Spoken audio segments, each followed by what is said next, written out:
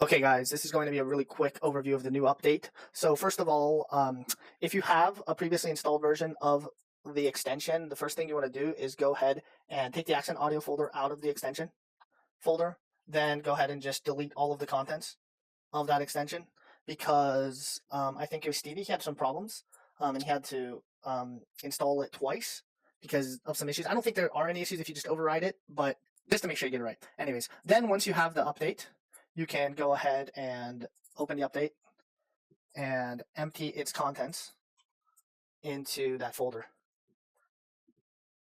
Okay, and then once you've done that, you can just do what you would normally do, which is open up Chrome and then simply press the refresh button if you have the extension already installed. If you don't have the extension installed, then you would go to load unpacked, find the folder, and select it. Okay, now let's go over some of the changes on this extension. So let's just go to a Japanese page, for example. Let's go ahead and pin it, make sure that we go ahead and enable the toolbar, then reload the page. Okay, so the first thing we need to do also is go to settings, actually. I forgot about that. And here we will see there are 3 new tabs: dictionaries, frequency lists, and word list tabs, and some settings on each page. We're going to restyle this coming up in the next update after this, so don't worry about the styling too much for now. You'll also notice the language select is at the top right, so make sure you select it on the language that you're going to be using. I'm going to use Japanese for this demonstration because the majority of people are using Japanese. Then you can go ahead and install some dictionaries. You can, of course, install them from our wizard. I'm going to go ahead and install one from the wizard. I'll fast forward through this section so you guys can see, but it takes a little while, probably a couple minutes. So let's go ahead and install this. Okay, you can see that that's been installed. If you have dictionaries that are not necessarily open source, you can of course install them from a file. So in this case, I'm going to install both of these. You can multi-select more than one file and install them one after the other. And of course, it's going to take a little bit because it's going to install one dictionary, then I'll install the other one once the first one is finished. So I'll fast forward through this section as well. Okay, now that both of those dictionaries have been installed, we can go ahead and I guess we should look at each tab first. So let's look quickly through the dictionary tabs. You can rearrange dictionaries as you would like. You've probably noticed that some dictionaries you can't delete. The Google Images, Top Web Example Sentences, and 4-vote audio dictionaries are all built in and they can't be deleted. However, you can disable them if you'd like or enable them. And I'll go into how those work in a little bit. Next, let me just go through dictionary groups. You can make another group. So for example, I'll just call it test or something. And then here you can change how many max results per dictionary. You can change the font as well. Later we're going to go ahead and add a little font preview. For now there isn't one, but if you want a font preview, you can just go here. It's the same fonts that are available here, so you can go ahead and look through these fonts if you want to see what it's going to look like. Lastly, there's also a new option in playback and recording that I'll show you I guess a little bit later. Okay, so once I've made a new group, I can change either to that group or the test group, or I can change to whichever group I want to use. But anyways, for now we're just going to keep it on default to show you from here. So let's go ahead and go to frequency lists. Now, frequency lists are a particular format that we've come up with. It's the same format that's used in the Migaku dictionary add-on. However, it doesn't support Yomi-chan frequency lists, so it's not going to work if you try to import those, just so you know. Okay, so let's go ahead and install. I guess we'll just install Shonen and Netflix. Let's just install those really quick. Now, these are much smaller files, so they'll be much quicker to install. Still take a little while, of course, but they're a lot quicker than the dictionaries. Oh, and another note before I forget, as far as dictionaries, the Yomi-chan kanji dictionary is not a valid dictionary file for Yomi-chan, but besides that, Yomi-chan dictionary format files will work, and so will our proprietary format that's used in the Migaku dictionary add-on as well. Okay, now those are finished, and let's go ahead and go to word list tab and do the same thing. Now, for right now, we have just these 4 lists, but in the future, we're going to provide more. And also, I guess I can start installing these, and then I can I guess I'll install all of them except all. All is very big, so it takes a while, so I'm not going to install that right now. But anyways, while these install, I can tell you that there's a real lack of dictionaries, word lists, and frequency lists available for other languages at this time, but the team and I are going to be making sure to fill out the selection available as much as possible in the near future, particularly frequency lists and word lists, because we know that those are lacking, particularly in a lot of languages. For example, we might add an HSK list for Chinese, but which is their equivalent to JLPT. And on the topic of the JLPT, we're also going to be adding lists for each level individually. That way, if you're targeting a particular level, you can just focus on that. Lastly, before I go on and show you this functionality, the learning status page has been combined into one. So if you have some words that you know, I guess I can import one of these test accounts really quickly so that we have some Japanese words. Let's go ahead and do that actually, so that we have some 1T cards available. Well, good enough. Okay, let's go ahead and import these really quick. And there's still no progress bar here. We'll do that very soon. So, okay, and then you guys can see that the list comes down here instead. Okay, 1,000 known words. Dang, I'm well on my way. Okay, so after that, let's go ahead and refresh this tab and select Japanese and let it load up. Takes a little bit. Let's go ahead and select the word, learning statuses, pitch shapes, and let's not parse just yet because I want to show you that now we have a little dictionary pop-up on shift. You press shift and it comes up. The previous functionality that was on shift is now on control. If you want to add a card or search in the Migaku dictionary add-on, you can go ahead and press control instead, okay? And then that same functionality is there. And then shift is for dictionaries. Now, guys, you might notice that it can be a little bit sluggish. I would recommend not holding the shift key down and very quickly moving through the page. Rather, just shift over what you're trying to search. If nothing is found, no pop-up will come up, just so you know. So that means that nothing was found. But yeah, the reason it can be a little bit sluggish is because of how deconjugation works. We've thought of some ways that we might be able to improve that in the future. But because we support deconjugation for so many languages, there's a bit of complication there. However, if you go ahead and parse, then no deconjugation needs to happen, and searches are quicker because of that. So just be aware of that as well, okay? So searches are a bit quicker if you've parsed. So I recommend parsing. For example, you can parse even and not show anything, and the page will parse, and the searches will be quicker because it doesn't need to deconjugate, because deconjugation happens automatically when the parsing happens.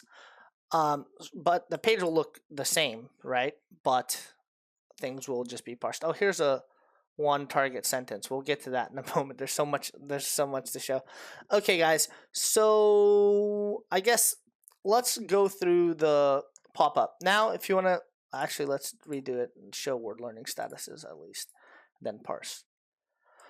Okay, now say you want to change word learning status. This is how you would do it as before, but you can also just press 1, 2, or 3, or K, L, and U.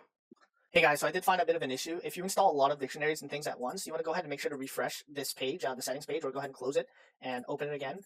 There's a bit of a memory issue there that will get cleared up, but if you refresh it or just close it once you're done and then reopen it, then you're fine. So that'll get fixed up before beta. Okay, so as I was saying, if you hover a word, I think I have to refresh this page because I reloaded. If you hover a word, let's let it load. Then you can go ahead and also hover one layer deep within that first pop-up, but you can't hover the second pop-up, so there's one layer deep recursive lookups. And actually, I was talking with Ben, and Ben's idea is to later make the second pop-up work within a different dictionary group. That way you can, for example, set your first pop-up as monolingual dictionaries, and then your second pop-up can be bilingual dictionaries, for example. You can already do something very similar to that right now, though, using another feature, which I'm going to show you in a moment. Let's go ahead and minimize that. We don't need that anymore. Okay, so yeah, basically that's what I showed you there. Next, let's look at some of these settings here. If you don't like frequency stars, you can go ahead and change the setting, then save it, then reload. You can see that you can get a frequency score instead. You see you have a frequency score instead. Now, I think stars are actually more intuitive because the numbers aren't really that precise. They're going to change so dramatically based on it's not really that important. They're like a word's exact numbers in my opinion. So that's up to you which one you use, of course, though. Next, we have a cool feature, which is only export one, or no, yeah, color 1T words according to frequency. So let's go ahead and refresh the page. Actually, we don't need to refresh the page. Let's go ahead and parse the page. And let's go ahead and just put furigana and highlighting on just for the fun of it. Okay, oh, right there, you can see right away. Here's a one target sentence right here. And you can see that there is a green background. If you hover over it, the green, actually I will put, when I release this, I will put like a color label, which score, what color is which score. But they actually point to these scores, so it will be easier if we turn frequency stars back on and then look at it, and then we will know which one it points to. I think that's 2-star or 4-star, I mean. Let's parse again. So yeah, 4-star words are this shade of green, for example. Perhaps what we can do actually for beta is, I should even write this down right now, is color these stars the like corresponding color of their frequency. That way it's easy to get accustomed to. I'll go ahead and do that for beta. Let me write that down. Okay, so basically you can see that there, right? This is a one target sentence. Let's see if there are any more. Okay, this is another one target sentence, and that's 5 stars. So 5 stars is a light shade of blue. 4 stars is a light shade of green. Let's see if there are any more one target sentences here.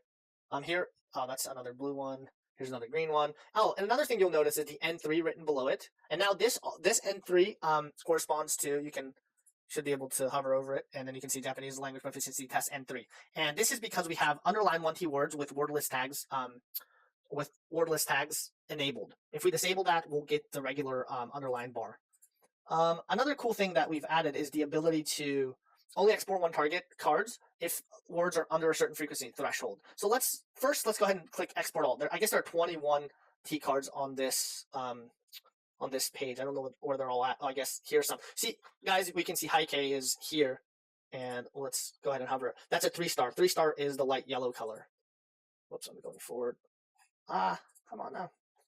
There are too many links on these kind of pages. Okay, and here's a really rare word. There's a 2-star word. It's a red color. You see, so you get a semblance for the rarity of your one target words just by looking at them. And then, like I said, you can set a threshold. So let's go ahead and set it at 5,000 because, as you guys can see, there are 20 total one target sentences. And if I was just going to export them all, then it would export all 20 of them. You have to refresh first. Later, we'll make it so you don't have to, guys. But if you export now, there are only 6 cards that will be exported because it's only those that are 5,000 frequency and below. You can do a similar thing, and you can combine these. You can use them both at the same time or otherwise. You can only add 1T cards that are found on a word list. Let's go ahead and save that setting. Later, like I said, we're going to give you JLPT1, JLPT2, so if your list as well. Now, this is any word. This word list is for any word found on the JLPT at all. So any word that's found on JLPT will be exported. And these settings apply to the first word list. So if you want to change it to go to Wanikani, you would just move Wanikani up. And the same goes for frequency list. If you want to base it off Netflix, you put Netflix up. If you want to base it off Shonen in this case, you put Shonen up at the top. Because it's only one, it's only based on the first one.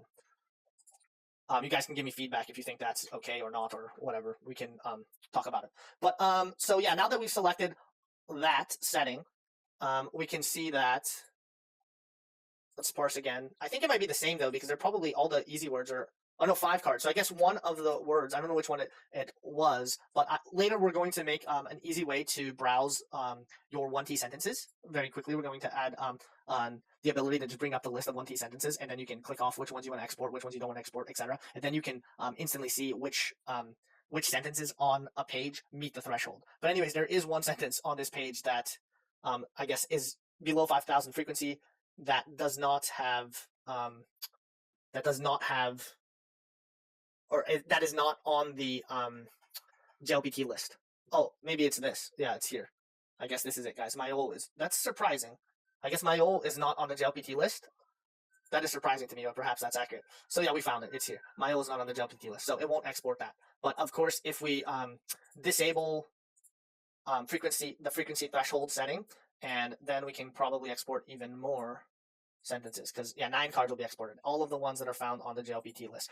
We really do need a feature to be able to see all of the 1T sentences very easily, so we'll go ahead and add that later. But you see there's some cards that are on the JLPT list. Okay, and is that pretty much it for this? Okay, next let's go over to Netflix. So on this page, we've added a few new features. So you can press G now as a keyboard to open the subtitle browser.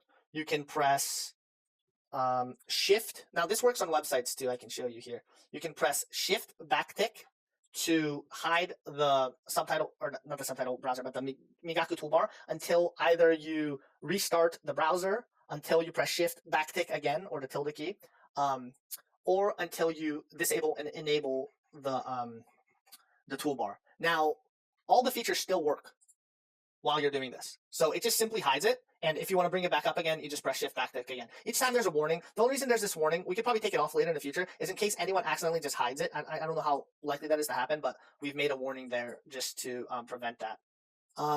Okay, so basically, coming back here, we can hide it here as well. And the setting will actually, if you load a new page, the setting will make sure that it's hidden on a new page as well. Oh yeah, another thing that I can show you is that you can just press backtick by itself, and that will parse as well. So you no longer need to press the parse button. So for example, if you're just browsing the internet, I can go to a new page, and I can just press backtick, and it will automatically do it. I don't have to have the toolbar up at all times. The styling on this page is a little messed up. Is that because, yeah, it messes up the styling on this page a little bit, but you get the idea.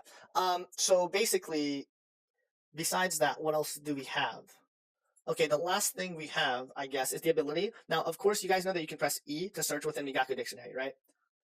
We can search within Migaku Dictionary by pressing E over a hovered word. Now you can also press this button to search within the Migaku Dictionary window. We're building out a dictionary within the extension itself for some of our future plans, so make things a little bit easier for you guys going forward. So you can press R as well to search within this dictionary window. Okay, and so I'm making lookups over there on accident. Okay, so within this dictionary window, a cool thing that you can do already is the sort of recursive lookups that I was talking about earlier. For example, if I go to Migaku settings, and let's go ahead and make my test group bilingual group. So let's disable the monolingual dictionaries. Let's make it fully bilingual, and then we can go ahead and put Forvo audio, maybe Google Images second, Forvo audio, and then example sentences third. And we want to go ahead and make the default group just the monolingual dictionaries. Now, guys, these built-in dictionaries, as you may have seen, they work within the dictionary window. They don't work within the pop-up. We might be able to make some of them work within the pop-up in the future, so let us know if you are interested in that as well. So anyways, now, let's say you're reading this website. Let's find an article. Okay, and go ahead and press the backtick to parse the page. And now you can press R and make bilingual lookups here. Let's find a word that actually is going to show up. Oh, I need to select the correct language. I'm on Cantonese. Okay, Japanese and test was the correct dictionary group. Now let's make some lookups. And you see we can get the bilingual definition while we're reading monolingual definitions. And you can highlight and press R to do that. Of course, you can still shift and just look it up within the other dictionary as normal. Is there anything else to show you guys? Oh, there's one last thing. Another thing is that you are also able to create flashcards from Tatoeba example sentences.